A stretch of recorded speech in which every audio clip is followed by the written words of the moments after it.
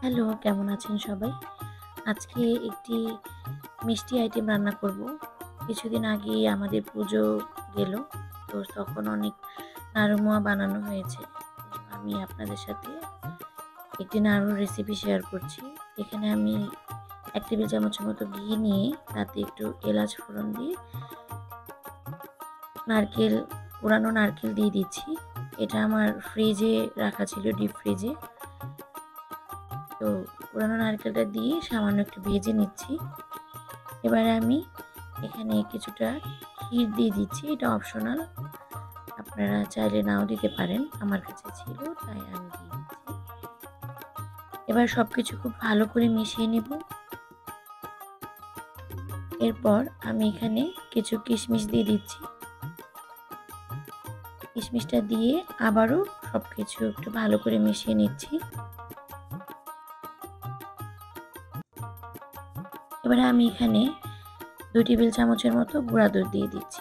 আমি কোনটা কি পরিমাণে দিয়েছি সবকিছুই কিন্তু স্ক্রিনে লেখা উঠছে। এর জন্য আমি এত ডিটেইলসে বলছি না।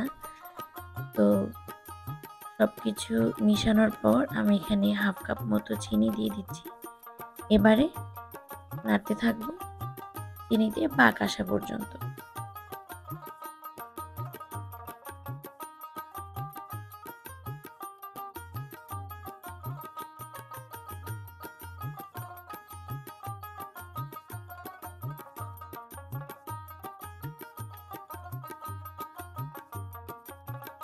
রান্না করতে করতে একটা পর্যায়ে দেখবেন যে সবকিছু একসাথে কড়াইয়ের গা ছেড়ে উঠছে এবং একটি দলা হয়ে আসছে। তো সেই পর্যায়ে সবকিছু নামিয়ে জাস্ট একটু হাতে নিয়ে এভাবে গোল গোল করে লাড্ডুর মতো শেপ দিয়ে নিলেই হয়ে যাবে।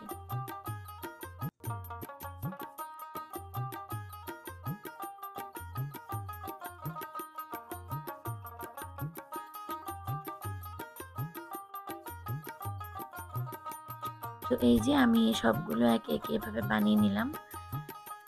কেমন লাগলো আমার আজকের রেসিপিটি জানাতে ভুলবেন না। ধন্যবাদ সবাইকে।